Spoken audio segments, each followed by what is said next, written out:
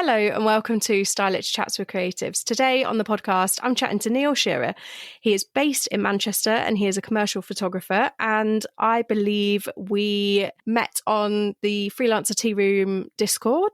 Yeah. I believe that's where you found the podcast. That's right. I love that Discord. I bang on about it all the time because I think it's really great. Are you finding it helpful? I am finding it really helpful, actually. I don't post on there so much, but I'm lurking sort of in the background and nodding along at home. But yeah, really, really useful. It's so good. I love the portfolio thing where you can showcase your work, and then a lot of people are posting jobs, and it's just really great, I think. Yeah, because I know a lot of freelancers, and I've told all of them about it. So hopefully a few new members come that way as well. Yeah. It's just grown massively. It's got massive really quick, I feel. I think every now and then they do a post on LinkedIn and there's like another 15, 20 people go, oh, this is a great idea. Yeah, it's so good considering it's free as well. And everybody seems really friendly and, So how did you get into photography? Because I think you've got a really interesting story here. Well, it's very non-traditional, I guess. So when I was young, no one ever gave me a camera. I never had the classic. My grandfather gave me a camera, and it was love at first sight. Probably when I was in college, I hung out with a lot of photographers and artists. But I was a scientist, so I had no interest in art, photography, anything like that. And kind of every summer, we'd go over to Paris, and we'd just hang out in Montmartre, and it was beautiful, and it was surrounded by art and culture. And I was a musician at the time, so I was playing the drums just on the streets, and we were always finding places to sleep. I'm not really sure how that worked. I don't think I could get away with that nowadays. But it wasn't until maybe 10, 15 years later that I got into photography. And what really kickstarted it, I was going on a trip to Brazil with a bunch of friends to practice a martial art called capoeira, which very few people have heard about still. And I thought, I'm only going to do this trip once. So really, I want to get something to capture it.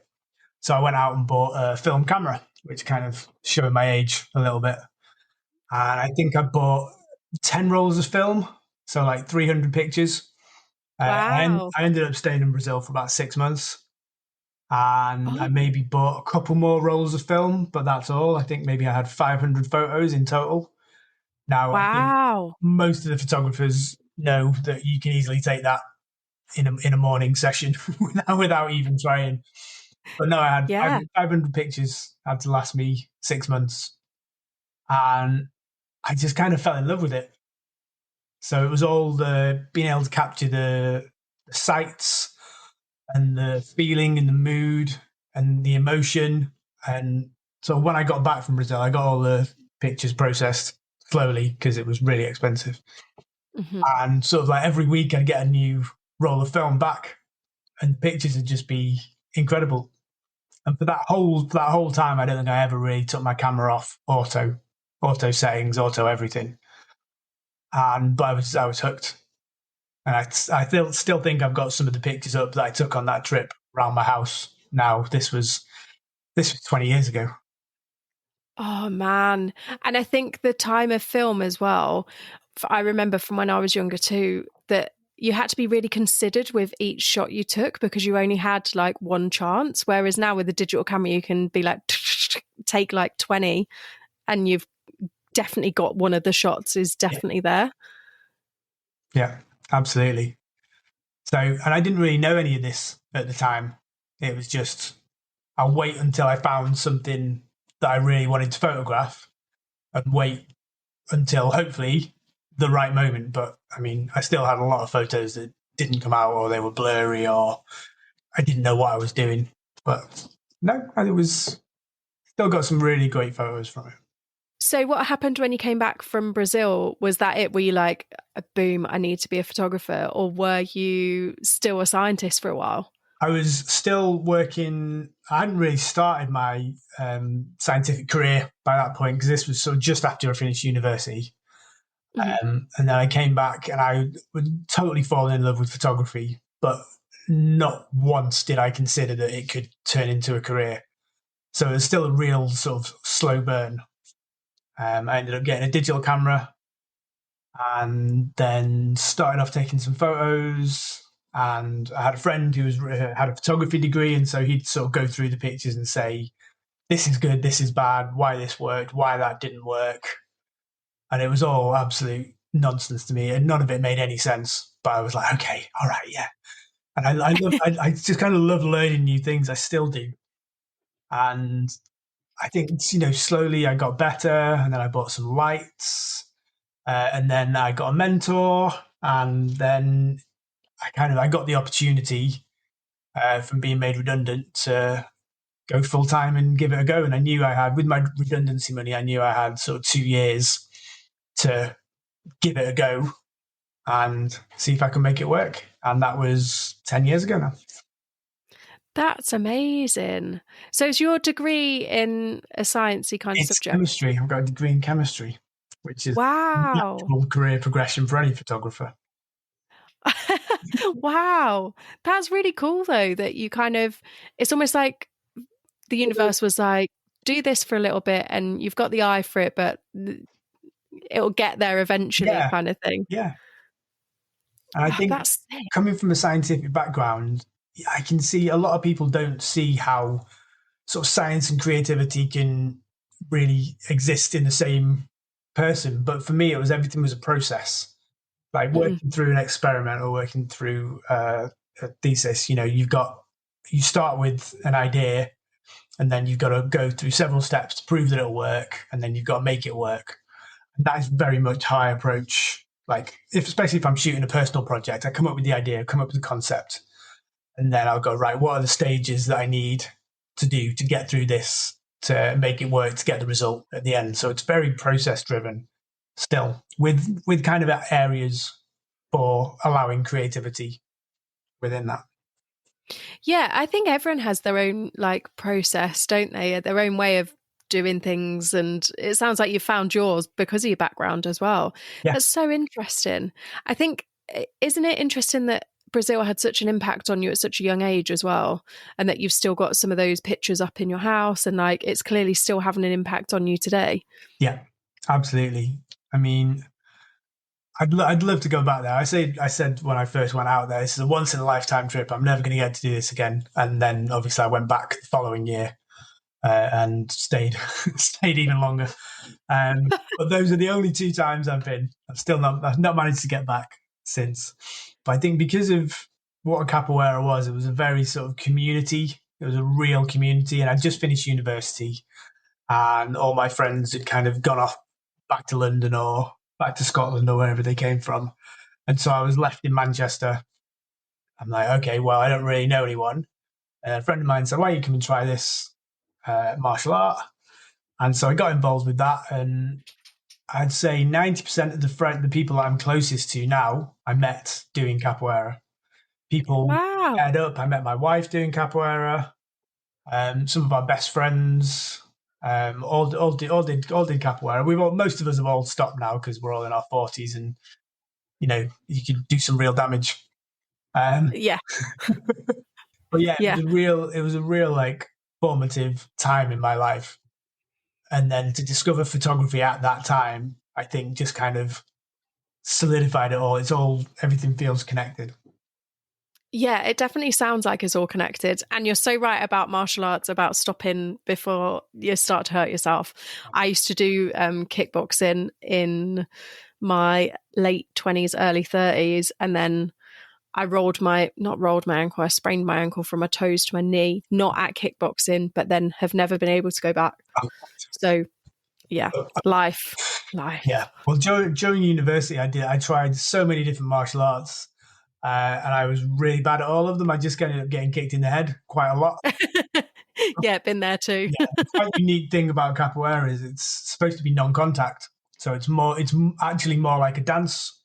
So Yeah. if you do end up kicking somebody, it's kind of everyone go, oh, that wasn't really the point of it. You want it to be beautiful and you want it to flow, so it's like back and forth movement. Oh, nice. It sounds really good. I've never heard of it before, but it sounds.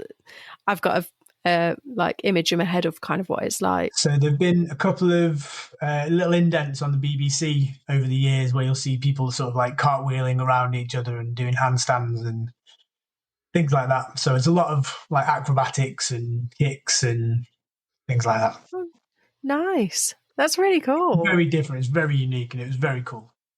Yeah. I love that you had like a martial art kind of that community. You're so right as well. There is definitely a community around martial arts. And how do you find the community within the creative scene? I quite like it up north. Yeah. I feel like everyone's super duper friendly. Yeah, I have found that actually. I think when I started out, I didn't really know many of the creatives, didn't really know many of the photographers. And I saw it more as like a bit of a competition. Like I was trying to beat people to get the jobs and, I was trying to win the jobs. But then kind of as I got to know more people, it turns out that everyone was just really friendly and really nice. And it's like, oh, it's not really that much of a competition. It's just everyone sort of wanting to help each other out. And that's actually really nice. So that it took a while to kind of figure that out. But yeah, everyone that I've met, everyone that I've worked with has been brilliant. Yeah, I've definitely found the difference because I'm originally from down south. So I have seen the difference. And I feel like people up north are way more like open to like, oh, I can't do a job. Can you do it? Or like, Yeah, absolutely. stuff shared a bit more. Yeah. So that doesn't happen down in London, I guess. Well, I was kind of in Milton Keynes up to Leicester way, Okay. kind of that, the Midlands, I guess. But I found it didn't happen as much. But then also like that was, oh God, I'm going to show my age, 12, 13 years ago. So, stuff might have changed now, but that's how I felt. But definitely up here, it's more like, oh, it's people ring like, oh, I can't do this. Can you do it? Or like, do you know someone who can? And like, everyone's trying to help each other out. Yeah. I do like the community. I think it's nice up here. Yeah. I've also got noted down that you work with like athletes, dancers, and also shoes.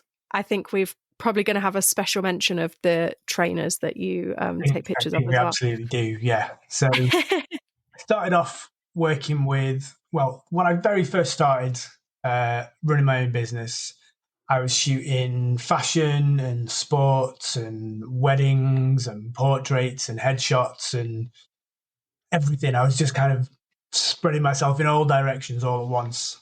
And within about 3 months, I was on the point of burnout because I was trying to market myself in like 5 or 6 different avenues. Oof, And yeah. just never wasn't really getting anywhere with any of them. And then I had a sit down with a friend of mine who was in comms at the BBC. And she's since gone on to start her own agency. And her and her partner at the time were like, right, let's have a full on one day session. What do you actually want to do? What do you like doing? You can't keep doing all these things. You've got to niche down. You've got to specialize in something. And pretty quickly we came to the conclusion that should be sport because Manchester, I mean, outside of London, Manchester's the biggest sporting city in the UK. Sorry to anybody that might offend. I say that sometimes when people from Birmingham are like, no. But, I'm from Manchester, so I can get away with that. So I started focusing on sport and I did that probably for 6-7 years, pretty much Oh, wow. exclusively. We're shooting like CrossFitters, runners, cyclists, mountain bikers. But predominantly it was CrossFit and fitness bodybuilders, people like that. And then during COVID, obviously, everything changed and got uprooted and all the athletes were stuck at home. And I was also stuck at home. So I had to pivot pretty quickly. And I discovered shoes. Nice. So I'd always kind of been into shoes in like a small way. I'd always had quite a lot of pairs of shoes, quite light shoes. And I sort of looked around my office, around my studio, and was like, right, what can I actually photograph that is here that I can try and have a bit of a play with, have a bit of fun with? And so I started photographing shoes. And very quickly it snowballed. And I started getting jobs and I started getting paid for it. And then I started getting more creative. And now one of the biggest parts of my business is shooting commissioned pieces of art for private clients who will then put up a huge picture of this really creative shoe in their office or in their like headquarters of their bank, which is really bizarre. If you'd asked me 5 years ago if that was something I was going to be doing, I would have laughed you out of the room. That's mad that people want a big picture of a shoe. Yeah, people are crazy. People are crazy into their sneakers. Because I know that there's a couple of tattoo artists that I know that are well into their shoes, like heaven forbid if they get a crease, that kind of Yeah. like full on, it's proper their passion. Yeah. But I had absolutely zero idea that people like massive pictures of artwork of their shoes. That's insane. Yeah. It was Whoa. kind of news to me as well. When the first person called up and said, it's a bit of a strange one, but do you do commissions? And I was like, yeah, I guess so, because, never say no to anything. Yeah. And he's like, well, I've got this pair of shoes. They're really rare. What would you do with them? And it kind of like threw me. I was like, I don't really know. But, let me think about it. So I kind of went away and then came back with a couple of ideas. And I was like, how does this look? And he's like, oh, that's brilliant. Oh, amazing. Fantastic. And so we then developed this idea a little bit and went off and shot it. That's insane. Isn't it weird how, as creatives, we say yes to stuff, especially when you're freelance? You just go, yeah, right. I can do something for you. You know where it's going to go. No. And then all of a sudden you're doing something that 5 years ago you never thought you'd be doing. Absolutely. That's insane.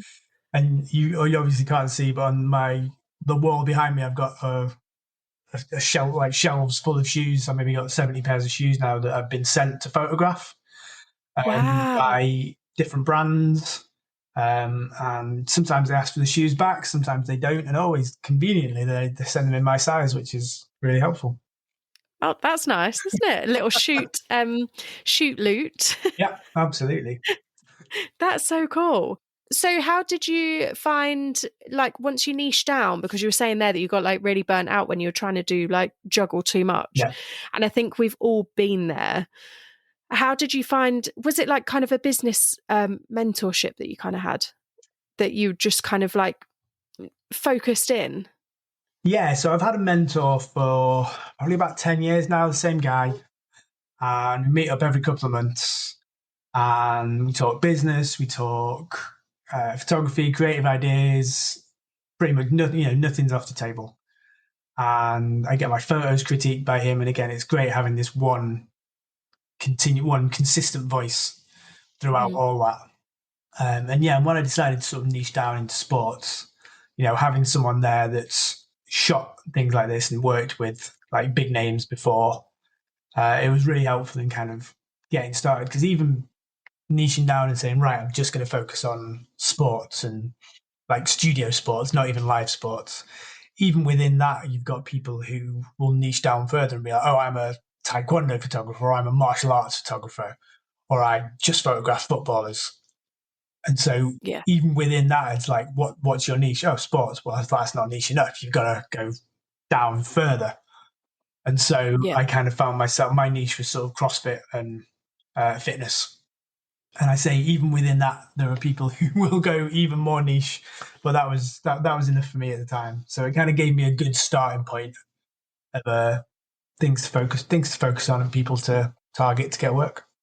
Yeah, and I think it's quite important to find that focus and kind of cut, as my friend says, like sometimes you've got to cut away the noise of other stuff that's going on and kind of just zone in and be like, right, okay, this is what I'm going for, and kind of be driven to go full force into it. Yeah, 100%. As we said before, you say yes to everything. You've kind of got to come with a point where you've got to start saying yes to the right things for you. It got to a point where I would be asked to shoot a sport that I'd never done, never even really heard of or seen, or I wouldn't know when to take the picture. Because for me, it's crucial when you're shooting sports is to know when to take the picture, like the crucial moment that makes the movement look dynamic. And for like certain sports, like I tried photographing fencing once, and it looks amazing when you see it on the TV. And I tried to photograph it, and I tried to photograph it live, and it was just horrible. I just couldn't get it. I couldn't get my timing right. I couldn't anticipate it. We did some really nice portraits of the guy. and left it at that. I think, isn't that interesting that that's something, a point that I'd never actually thought of before, is that knowing the sport means that you're kind of ready to kind of take a picture of the shot that you're kind of anticipating happening. I'd never even thought that was, I just kind of took for granted that sports photographers could do it all. But yeah, that's really interesting. I think I could probably turn my hand to most sports now if I took the time to study them and watch it. But if it's someone calls me up and says, we've got to shoot tomorrow for, badminton, can you come and do it? It would probably have to be a no, because I don't think I could do it justice to shoot in the style that I'm kind of known for, and to get the pictures like as kind of as quickly as I'm known to be able to get them. I think I did a project a couple of years ago, just a personal project, called The Long Road, and it was focused on athletes who were getting ready to go to the Olympic Games in Tokyo. And so I was trying to focus on athletes and sports that didn't get like as much exposure. So I did a lot with wheelchair basketball. I shot a couple of taekwondo guys at the National Taekwondo Centre in Manchester, and also all sorts of like different sports. And the idea is that I would take like a portrait shot of them kind of in like an old masters style. So like really sort of Rembrandt lighting and really nice like dappled backgrounds and stuff like this. And taekwondo guy, so I shot a really nice portrait of him. And he's like, do you think we could get some action shots as well? I was like, yeah, okay, we'll give it a try. So he's like, he taught me through what he's going to do. I was like, I'm going to do this jumping, spinning kick, and I'm going to hit up here. And, you've got to be really quick to get this shot. I was like, oh, okay. All right. And I shoot with medium format. So my camera maybe does 3 frames a second. It's absolute fastest, which is glacially slow compared to the cameras nowadays. I was like, okay, so I know I've got like one chance to get this picture each time he does it. And within two attempts of him doing it, we'd got the perfect moment of him like absolutely at the apex of his kick, and everything's tensed and his muscles are looking primed and ready to go. And he said, it's very rare that someone can get it in that few attempts. So wow, that's insane. I think that comes from shooting CrossFitters, and when they do like Olympic lifting, there's a point where if you can get it at that split second, everything just looks like it's moving. Everything feels dynamic. But a split second after or a split second before looks pretty awful. Yeah. I mean, I'm also glad that you weren't in the gym taking pictures of me the other day, because I think it'd just be me gurning. So I think you must be doing a great job if you're getting these guys at their peak moment. There's still plenty of gurning. That gives me a bit of comfort. It's not just me who gurns. That's really good. That's so cool. Like I say, it's not something I'd ever kind of like really thought of, that if you're doing shots of a taekwondo match, like you're kind of going, right, okay, cool. Like it's got to be here, and you kind of got to be quick. Yeah. Like I guess you just take for granted that pictures are shot nicely in the paper or on like line, and Yeah. That's so cool. I mean, that's one of the reasons that I don't photograph live sport, because I'm really like quite a massive control freak when it comes to getting the shot that I want. And if you're photographing a live boxing match, they're unlikely to go, oh, sorry guys, can you just go back and do that again? I missed. So sorry. Yeah. It would have been a great shot, but it's just a fraction of a second out. That's why, you see people covering these events and they shoot thousands and thousands of photos. Yeah. I have to wait until I've got the light right, so I'll set up all my lights really carefully. I'll give them a little sort of area that they can be in, and it's like, right, you've got that 2 meter by 2 meter square. You do whatever you want in there. If you go out of there, the light will look rubbish and the picture will be horrible. But within that, go for your life, do what you want. And then you'd be able to go back time and time again and say, okay, change this, change the angle. Right, there you go. There's the shot. Yeah, I think that makes all the difference as well, especially when it's like you're looking for dynamic shots, and especially if you've got your lighting at set a certain way.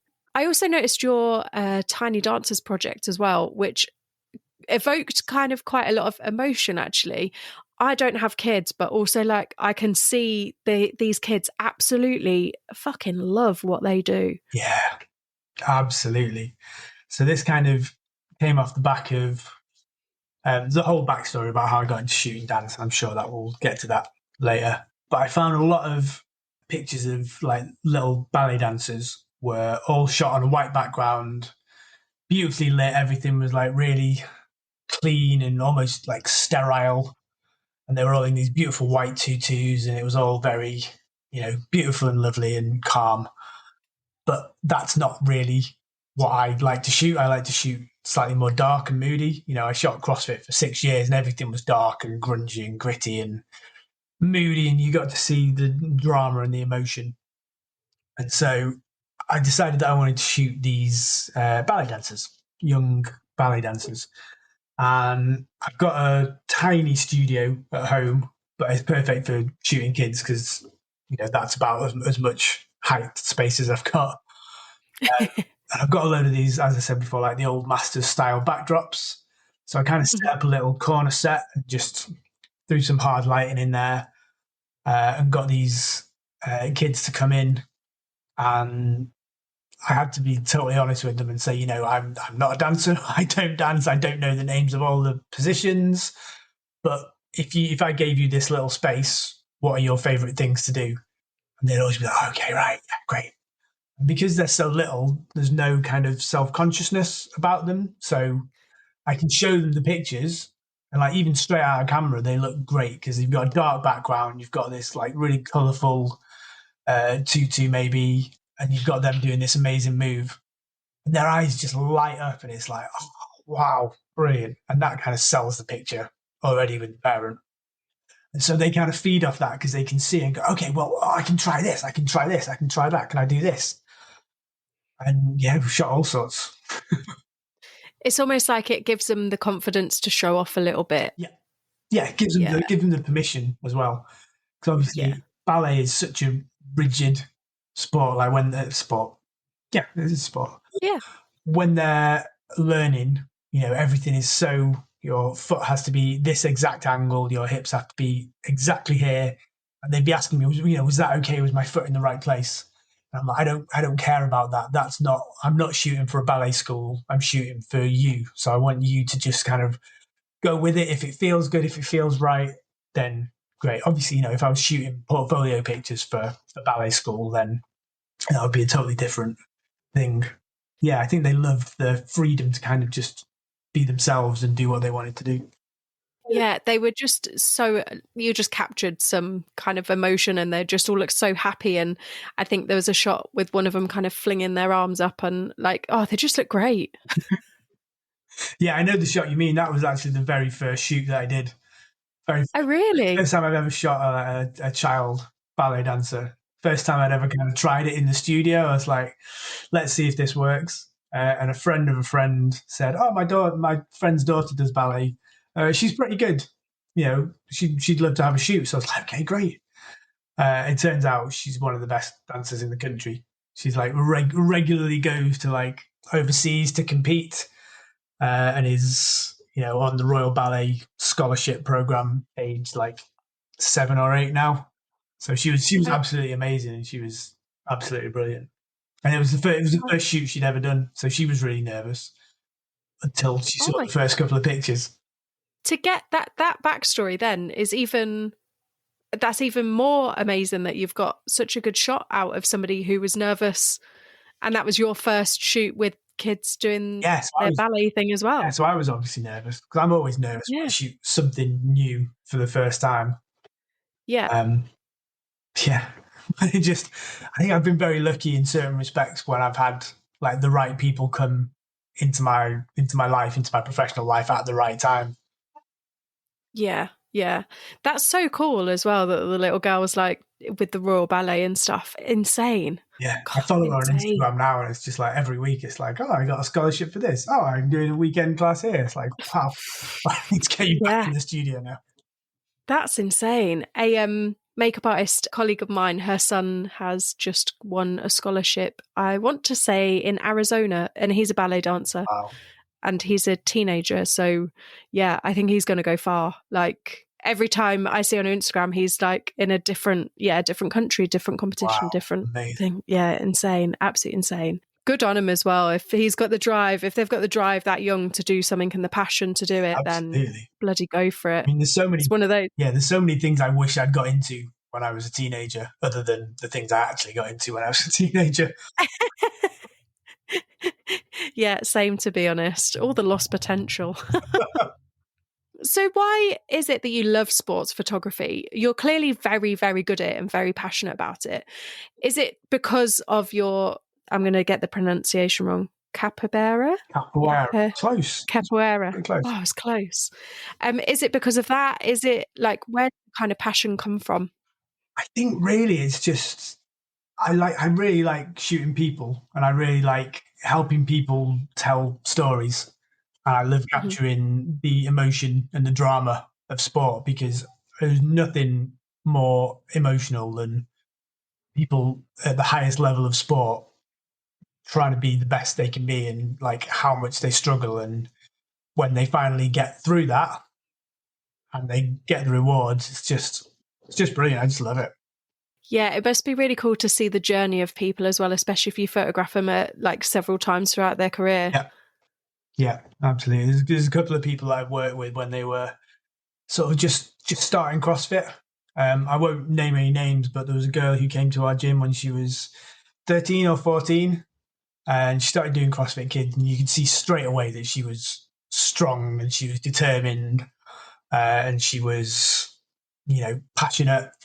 And she went on, and then she's represented England in weightlifting, and she's also gone on to do some other absolutely mega things. And she's now like 21, and to see that progression in 7 years, it's like you could almost tell when she was a kid that she had so much potential.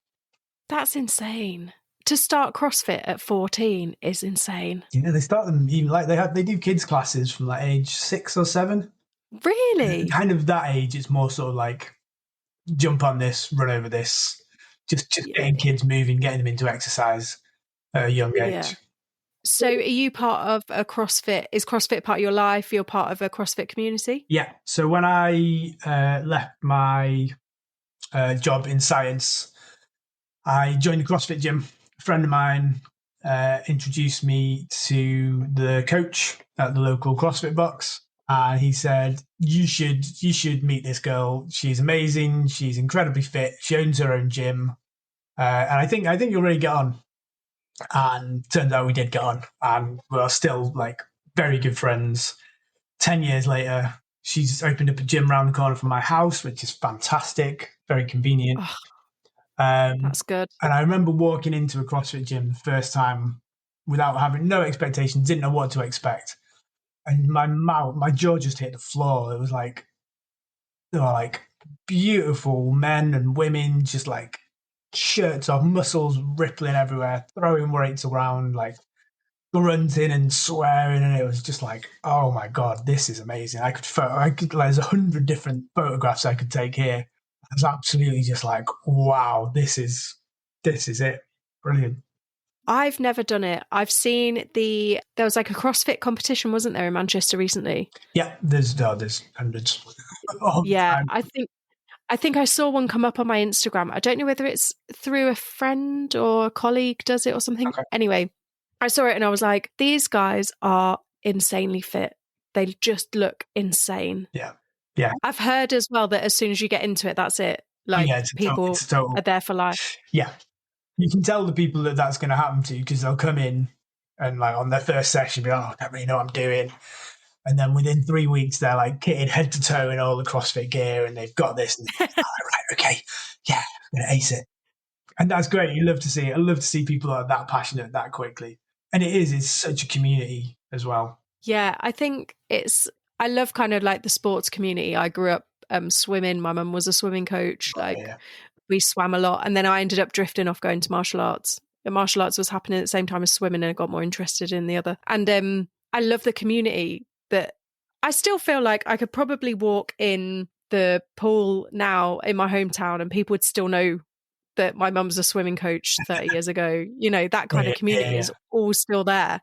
And there's something special about that, actually. Yeah. It's like really nice. It's kind of comforting, isn't it? Yeah. Totally get that. yeah, I think the sense of community with so many different sports as well. Mm. It doesn't really seem to matter what sport you do. There will always be that sense of community around it if you do it for long enough. I think it's quite a funny story. I was getting tattooed and the tattoo artist said, I recognise your last name. I think is your mum a swimming teacher? And I went, yeah. And she went, your mum taught me and my sisters to swim. And I was like, I went home and went, Mum, do you know Lucy? And she went, yeah, I taught her and her sisters to swim. And I was like, oh God, there's no escape. I get that quite a lot because I photograph quite a lot of CrossFit competitions just at my local gym. That's kind of like the only live sport that I do. Yeah. And people come from like all around the Northwest, all around the country to take part in these competitions. And I'm quite, I don't want to say memorable, but I've got bright red hair. So people tend, and I'm usually got my face behind the camera. So people generally tend to remember who I am. And Yeah. like so often, like if I'm just like walking down the street or something, people will be like, oh, it's Neil, isn't it? Yeah. And it always makes me that little bit nervous. It's like, what have I done for this person to remember me? Is it good or bad? And I'd say 99 times out of 100 is like, oh, I do CrossFit. I was at the competition at M Squared. It's like, oh, okay, right, great. Thank goodness Yeah, for that. that's it. When you've got a distinctive look, Yeah. people remember you, Yeah. and because you're only one person, and then you're like, oh, I've shot like 100 people since you. I don't remember who you are. What Yeah. like And you I know? never get to know their names because they're competing. I get introduced at the start of the day. Then they're like, right, that's the photographer. I need to make friends with him because then I'll get good pictures. He won't get me gurning. That's true. I mean, I absolutely will, but just delete those ones if we're friends. Oh, that's really funny. So, this is probably quite a big question, but what do you think's the best thing about being your own boss? That is a big question. Well, for me, so I had a career in science before photography, and I had bosses, plenty of bosses, and I had some really good bosses and some not so good bosses. But I think when I started as a freelancer, I definitely missed it at first. I missed having that structure and having someone to Yeah. say, this is what you need to do. This is the right thing to do. Go off and do this. And so at first I kind of like really didn't like that I could just do what I wanted to. And like I could go in any direction. I didn't have anyone to tell me if it was right or wrong. But as I've gone on, as I've become a bit more confident in my own abilities and knowing what I want to do, the fact that I can just go off and do whatever I want is it's so freeing. It's such a great feeling. Because I'm a big advocate of shooting personal projects. Like Mhm. at least once a year, I will go off and shoot a project that is nothing to do with anything in my portfolio because I want to try something new. I want to explore different techniques, or I want to shoot in a completely different way. Pretty much every creative personal project that I've shot has then led on to paid work afterwards because I structure it in such a way that I will get like 6, 7, 8, 10, 20 pictures in a particular style I can then put into a separate section on my website called personal projects. And then when I go and meet art directors and creative directors, more often than not, the thing that they're most interested in is the personal work. It's kind of seeing what I do when there's no constraints or when I put the constraints on myself. So I think having the ability to just go off and have ideas and try something and figure out if it's going to work is what I love most about being my own boss. Yeah, I love doing personal projects as well when I get the time. Yeah. I just did one 3 months ago, I'd say now, maybe even less, maybe, yeah, November time. And actually, the photographer and I, it's led to paid work for the photographer and I. So it is like taking that time to kind of go and pursue those things that really make your heart sing. And then you can always drag parts of it into paid work. Absolutely. How interesting that creative directors find that those pieces pull them in over your commercial work. That's really interesting. I think what it is because if I get a call to go in and meet a creative director, they've got a shoot in mind, and maybe it's a CrossFit shoot, for instance, and they'll come and they'll see the CrossFit section on my website and go, yeah, that ticks all the boxes. I know that he can fulfill the brief. Mhm. But maybe if we wanted to go in a different direction, or we wanted to try something a bit more creative once we've got all the safe shots, then actually seeing that he can do the creative things as well as just capturing the clean, shots on the shot list. If we wanted to try something a bit different, maybe with motion blur or maybe with adding CGI into it, then you've got that option as well. And I find I talk far more passionately about my personal projects than I do my client projects, because it's something that came from me. I took up all aspects of that. I was the creative director, I was the client, I was the stylist, lighting, photography, everything was me. And so Yeah. I've got much more of a broad kind of understanding of what it took to put that shoot together and what it took to kind of get the results out. Yeah, I understand that. I think I quite like doing them as well for a similar reason, because then you're in control of everything and you can go, actually, I really want to do that idea, or I pinch a bit of this idea, a bit of that idea, and kind of bring them all together. So what's your favourite passion project so far that you've done? That really is a tough one. I think my favourite one would have to be, so I did a project called Just Dance, Mhm. probably about 2 years ago now, 2.5 years ago. And I'll go back a little bit. So I was, like I said, been shooting CrossFit, dark, moody images for about 6, 7 years.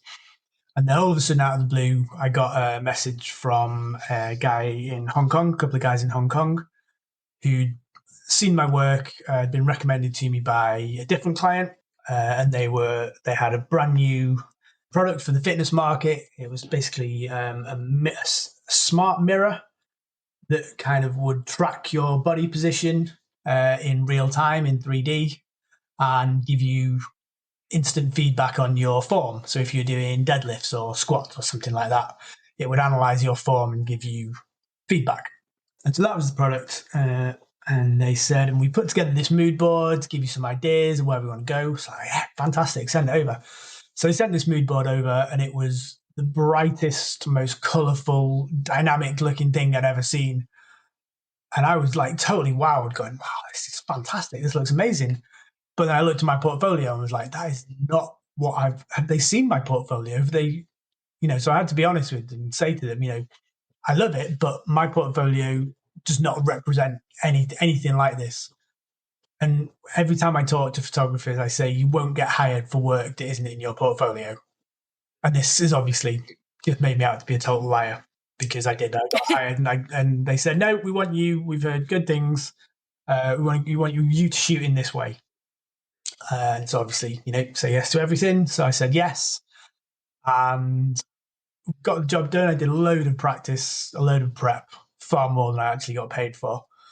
But I kind of went into the studio the week before and was like, right, this is what I'm going to try and do, using coloured lights and motion blur and all this.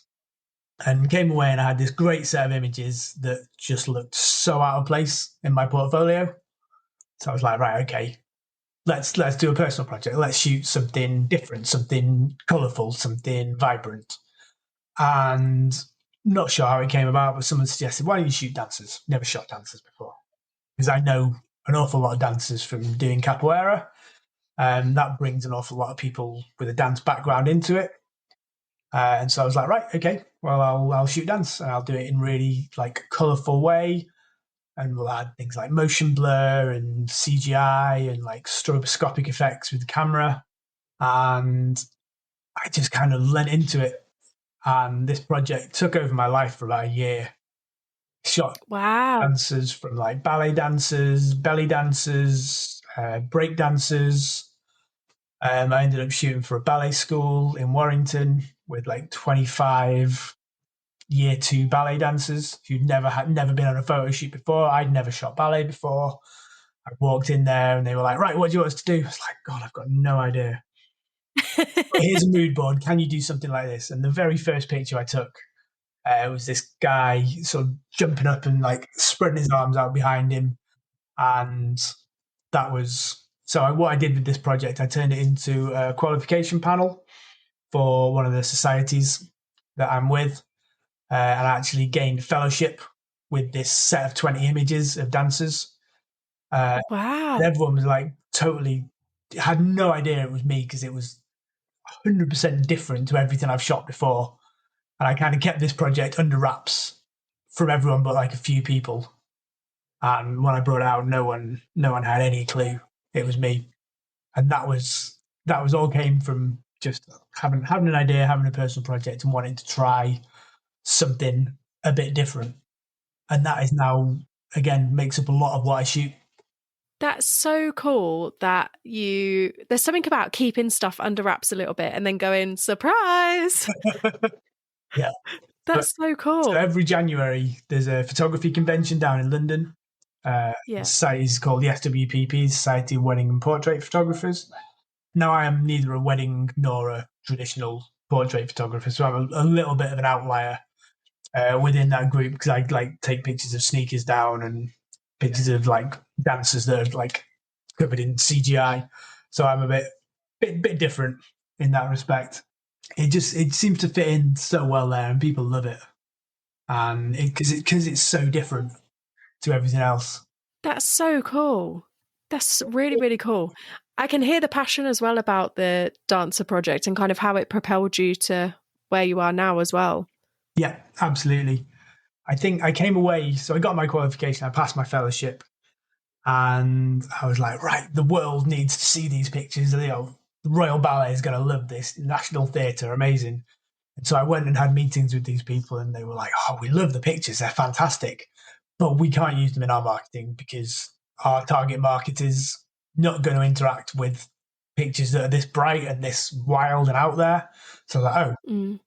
oh, right, okay. And it kind of like knocked me a bit. And so I spent like about a year like pitching this work to all sorts of different people. And then I think it was through a contact on LinkedIn, I got in touch with this choreographer and sent her the link. And as soon as she saw it, she called me up and said, What is this? She's like, I've been forwarded this by my colleague. What? Talk me through it. I got started to like get a little bit excited because I could hear the passion in her voice. And she's like, this is exactly what I've been looking for. It's like, oh, brilliant. This is fantastic. And it turns out that she works for a non-profit in America who help dancers all around the world with kind of marketing and funding. And I've had a bunch of meetings with them now, and we are going to be working on a big project all this year to create a piece of immersive dance and filming behind the scenes and everything. So that's kind of really come from this one project. And again, it's just come from finding the right person that really loved what I did instead of trying to dilute what I was offering to fit in with like the Royal Ballet and National Theatre. Eventually, I found the one person that was absolutely blown away by it. I think sometimes it's kind of biding your time, is it? Having a bit of patience and kind of not rushing. I would say that would be great advice, which I am terrible at taking. Uh, I've got zero patience. If I've got an idea, I want to get it out there, and I want to photograph this, and I want to do this. But Yeah. I think it's you say it's definitely being patient, and it's knowing that there are people out there that will love your work, whatever you shoot, whatever style you shoot in. The world is a big place. You Yeah. don't need that many people that absolutely love your work and that get it and are totally on your wavelength or your kind of people to make any business a success. You just need to find them, and oftentimes it's finding them that is the hard part. But yeah, you've got to be patient, and you've got to know that they are out there, and they will find their way to you eventually. You're 100% right. I also have no patience, but I also have patience as a virtue tattooed on me. So make of that what you will. This is like just a reminder every now and again. Like, oh yeah, Yeah. shit, I should, yeah, take my own advice. Yeah. Yeah.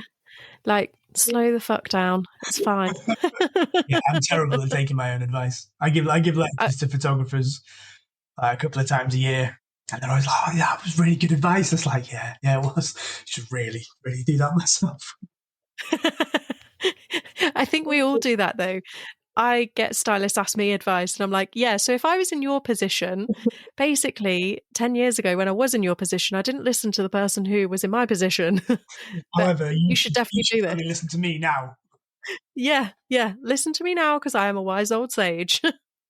So, what do you find the hardest thing about being self employed and freelance? I think before COVID, I'd got to a point where I knew kind of when the highs in a year were going to come, when the lows were going to be, and I can, sort of budget for that. And I knew that, January was always going to be quiet because no one's got budget, no one wants to do anything. And, it would pick up by February and then this, that, the other. And it was, I'd had a couple of years of doing it and I was getting pretty good at knowing when that was going to come. And then since COVID, it's just been all over the place. I think maybe last year I shot 4 or 5 of the biggest jobs I've ever had, both in terms of money and in terms of scope. And then in between those jobs, it was just crickets. There was nothing. Emails were not being answered. Clients were ghosting me after I'd sent in quotes. And it was just like, I was totally unable to properly plan for what was coming. But Yeah. I think to sort of balance that out, I'd started quite a few little side hustles last year, one of which was selling limited edition prints of sneakers. And that kind of was a fairly constant. I mean, I wasn't making millions, but it was selling a couple of prints a week was kind of just enough to kind of keep it ticking over in the background. And it didn't require me to do a whole load of stuff.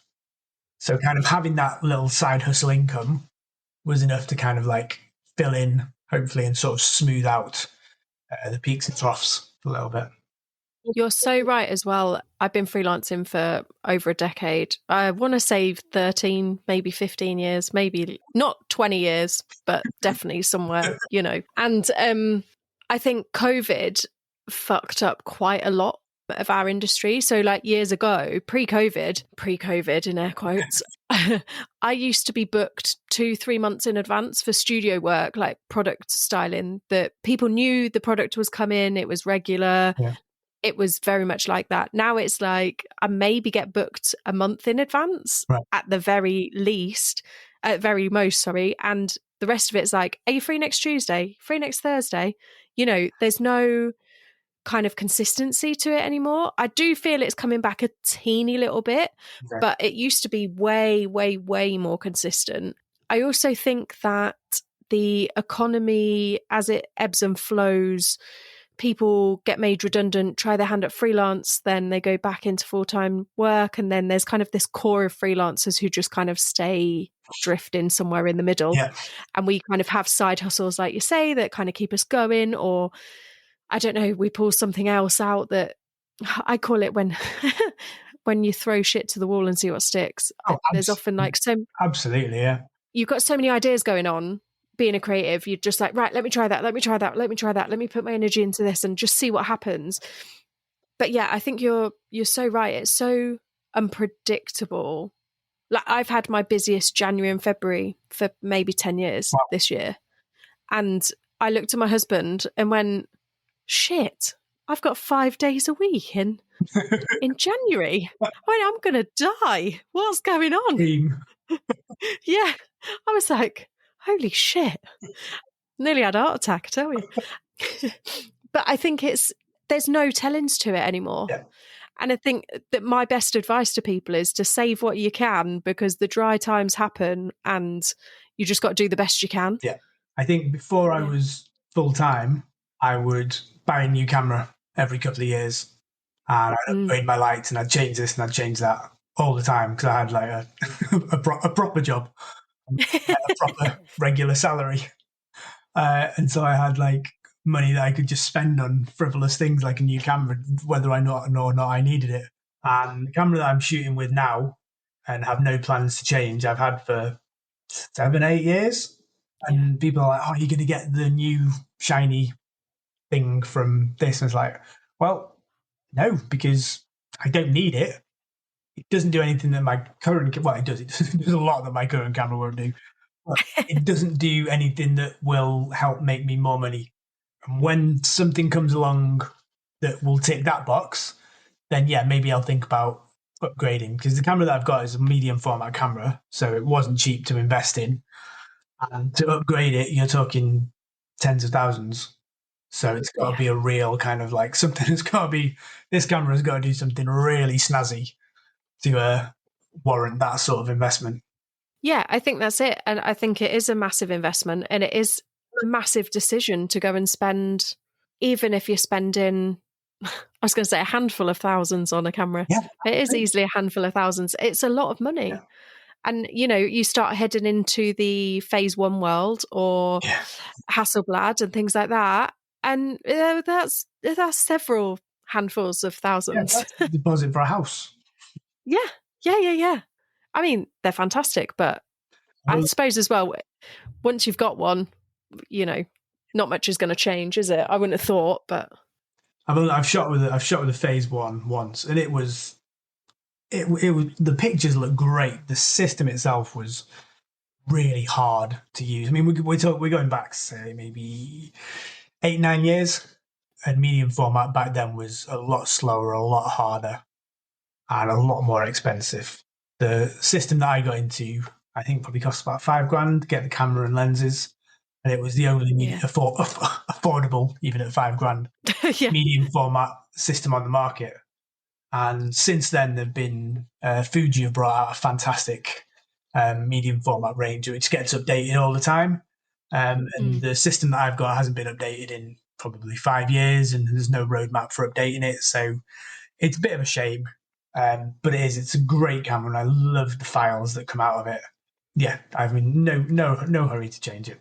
And I think if you love what's coming out of the camera and not just your skill within the camera does quite an integral part of the job as well. So if you're enjoying the kind of pictures that you're achieving with this camera, then why change it? Yeah, absolutely. Yeah, there's no point. Yeah, I think it's interesting cameras because I know minimal about them, but I can also, because I'm a visual person, I can tell what's shot on film, what's, Yeah, you know, what's shot on different things. And it's so interesting how every photographer I speak to has got their own preference. And then if you're thrown in a studio where they've got a Canon and some people really don't like shooting on Canon, some people really don't like shooting on Nikon, and like there's this big thing there. And, you know, yeah. Well, let me tell you a funny story. When I was down in London for the convention in January, I was asked to do a live shoot for Elinchrom, who are a lighting manufacturer.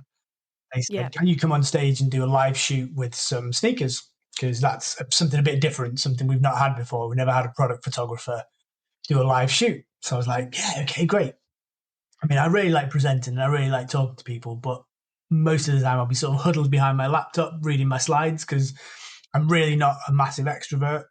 And people kind of look at me and think I am because I've got bright red hair and I seem really bubbly and really out there, but it's totally an act because that's kind of how I've got to be. And so they said, "Yeah, come on stage, and it's just 40 minutes of you talking to actual people in front of you with a camera in your hand, taking pictures, talking about your lighting, this, that, and the other." I was like, "Okay, yeah, I can do that. I can do that." And it was absolutely terrifying, for one, because I had no notes, no slides, nothing. Um, and I got on stage and we're going to tether your camera, so plug it straight into the laptop. So I did that, and of course it wouldn't tether because it was an older camera. So like, have you got another camera? So I was like, oh, I actually do have another camera. So I ran back upstairs to my hotel room, grabbed my spare camera, plugged that in. Also didn't work. And they're like, "Okay, have you ever shot with Fuji?" I was like, "No, never shot with a Fuji." I look at, "Okay, great, we'll get a Fuji." So they went off to one of the trade stands, came back and handed me this camera I've never shot with in my life. And I couldn't see through the viewfinder, so I was just on stage in front of maybe 20 or 30 people, talking as if everything was fine and normal, shooting with the camera I've never used in my life. Couldn't see anything through the viewfinder. It was only when I took the picture and then it appeared on the big screen, I was like, "Oh yeah, there you go. That's exactly what I meant to do. Fantastic." It was just like, all the things that could go wrong went wrong. And I Yeah, think I yeah. actually learned more from that than if everything had gone perfectly and everything had been really rehearsed and scripted.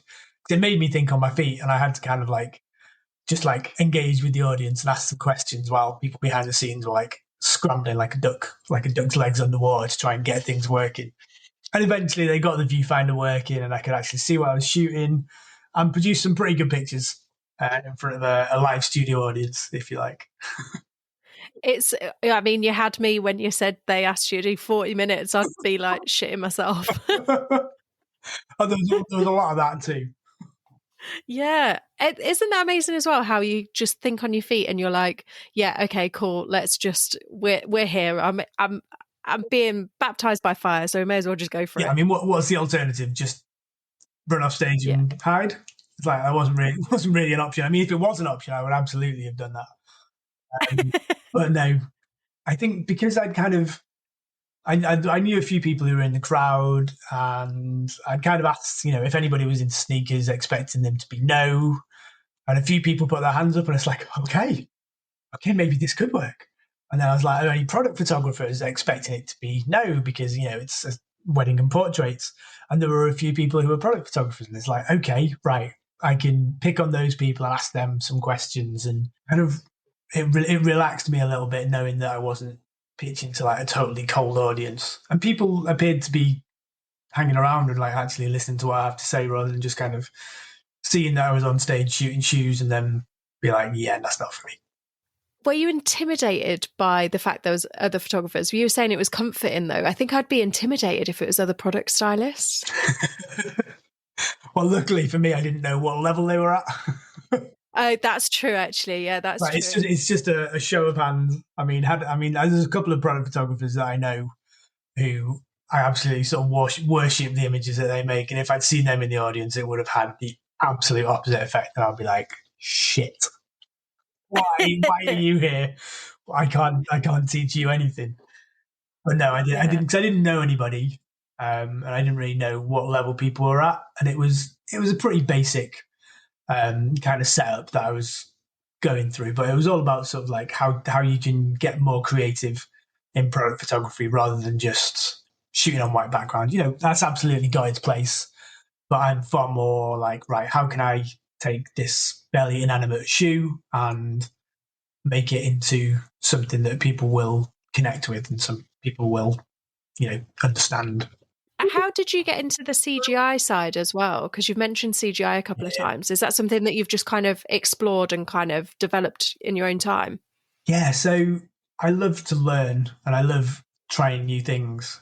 And if I've not got something on the go which I'm learning, which is hard and which is like stimulating me in a different way, then I find I get quite bored quite quickly. And I know we talk about lockdown quite a lot, but I started uh, playing about with CGI then. And there was an American company who were doing a set of tutorials for like a set fee. You got access to this like 3 week course. There was only like 10 people on it. And you got access to a piece of software, which would normally cost about £800 a year. And so you got a license for this for a year. So I was like, oh, well, I'm not really doing anything else. So I'll have a play with this and see how it goes. And it was a really steep learning curve. Even being able to get like my first like shape out was like, okay, wow, that was really hard. But then the more I played with it, the better I understood it. I wouldn't say the better I got because I'm still absolutely barely scratching the surface of what you can do with 3D. I am by no means a 3D artist at all, but I can make interesting shapes and I can have good effects that I can then overlay my photos onto. So a lot of the sneaker photography that I do will have like a CGI background. There's a picture I made a couple of months ago that's kind of got a Jordan 1 sneaker, like with a load of shattered plexiglass kind of like bursting out of the frame. And it looks 3D. And yeah, and that was all done in CGI. And I just find it such a great outlet for my creativity because if I can imagine it, in theory, I can make it, I can do it. It often takes me a really circuitous route to actually figure out how to do it because the only formal training I've had was like 5 years ago. and Yeah. things move on pretty quickly. And I'm sort of like, I've got this idea. I'll be like, right, straight onto YouTube. How can I do this? Find tutorials for this. And then I'll pick up little bits and go, okay, well, I knew how to do that bit. I can try and do this. Or maybe that would work. Oh, it does work. Or, oh, no, it doesn't work. And then it's like, right, how can I sort of muddle through and make something that suits me? You know, a professional 3D artist would probably do it in about 5 minutes, whereas it took me 3 weeks. But I came to it my own way. And it's like, right, okay, now I know that's repeatable and I could do it again, which I think is important because I'm starting to get clients now who are like, oh, we really like that paint splash picture that you did. And I did one paint splash picture where I was literally in my garden throwing paint around. I mean, my grass red. My wife was not too happy about that. And I've got one which looks very similar, which was created all in 3D. And Yeah. it's hard to tell the difference between them. It's like if I were to go and do it again, if a client were to come and say, you know, can you create paint splash images with these colors for a shoe? Then I'd be like, yes, absolutely, I can. I can do it in 3D, and it'll take me a fraction of the time, and it'll cost you a fraction of, you know, my time as well.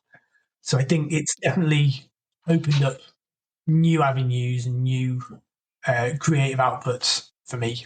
That's really cool. I think I was saying this to somebody the other day that a lot of these programs, they have a multitude of ways of getting to the same result. It's just finding the way that is comfortable for you. Yeah, it's exactly the same with Photoshop. I use Photoshop every day for hours at a time.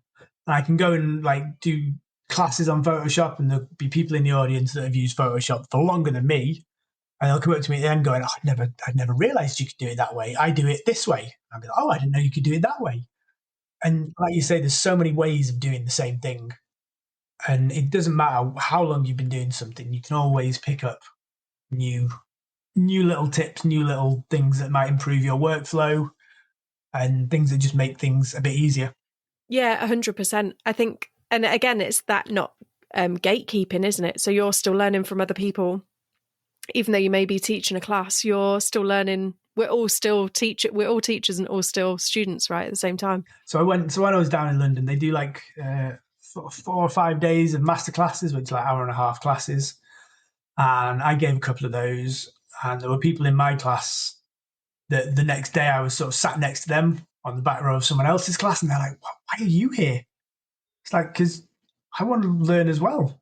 I'm like, but you're like one of the lecturers. It's like, so, you know, Yeah. I'm there frantically scribbling down like pages of notes with my notebook. It's like, it's great. I love it.